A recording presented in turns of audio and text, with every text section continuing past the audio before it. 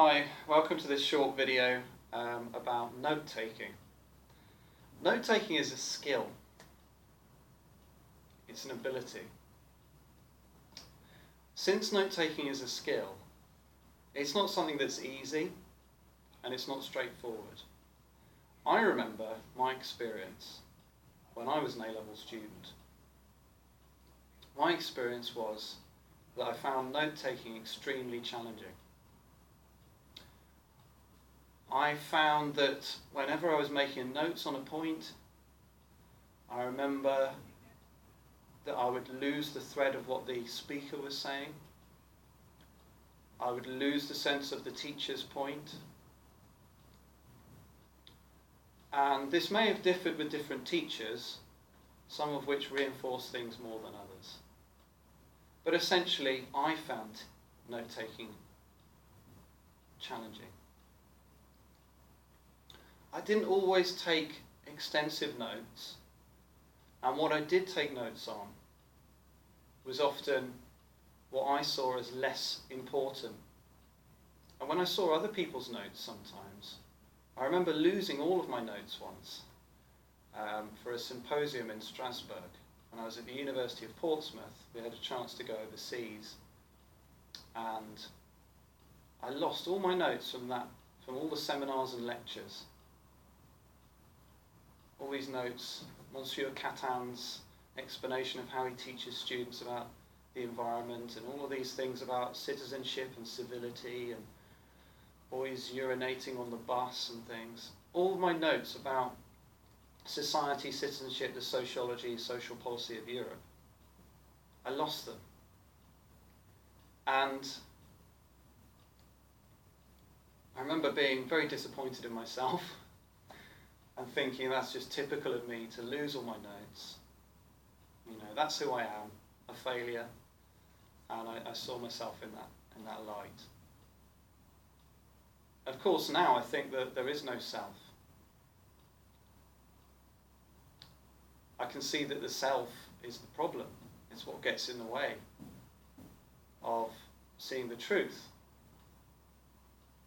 of seeing reality.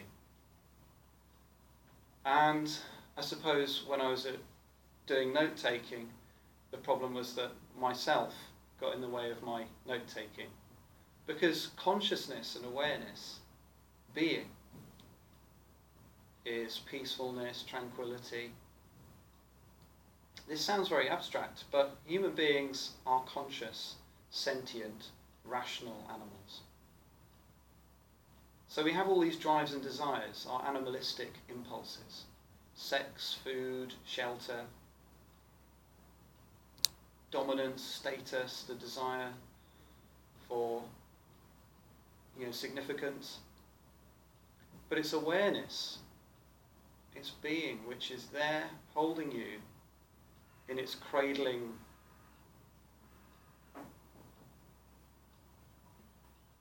loving consciousness beneath everything. Every sad or happy, stressed out, despairing, miserable, elated moment you've ever had, being, consciousness, awareness, has always been there. And it's always allowed everything to happen. Everything is allowed when it comes to consciousness. Your consciousness allows everything to happen, and it's still with you. So with note-taking, it is a difficult skill because you've got to give your full attention to something. That may mean listening if someone is speaking, and you can see the gestures they make. You can see the passion, and you can be energized by that movement. But it's the content and the information as well that comes across as part of that message. If you truly give your attention to something, you find that the content of the message comes across more. You may note down less words, but you find that you are able to note down more central, essential ingredients. Because really, someone is giving you a way of seeing the world. It's not just information. It's part of their intelligence. It's part of their creativity, it's part of their play, it's part of the space in which the thoughts exist. And if you can see and feel that space, that's when you truly get the perspective that they're giving. And you can start to see the world differently. Beyond the confines of, I'm this or I'm that, I'm fixed in this way or fixed in that way. And truly, the psychologist Dweck talks about the difference between a fixed and a growth mindset. If you want people to be successful, they need a growth mindset. They need to believe that they have potential. They need to believe that they have the ability to transform their intelligence. But I think this comes from awareness, because it's the natural state of consciousness that makes us truly human. And if you give your consciousness and attention to something, without resisting, without negativity, but just gentle, skeptical awareness. Especially be skeptical of your own thoughts, which shape your view of the world.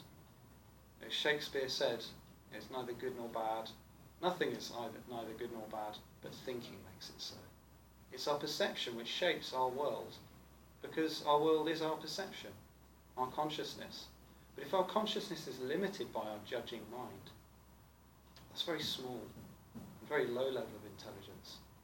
It lacks intelligence, the judging mind, but it keeps us safe, it protects us, or it keeps us feeling safe, it keeps us feeling protected from what we fear. Whereas in reality, awareness does not judge. Awareness cannot feel boredom or fear, it simply is awareness of reality and truth. We very rarely use that, but it can be harnessed and tapped into through meditation, mindfulness, awareness of different techniques and strategies. And that's when we truly are able to control our mind.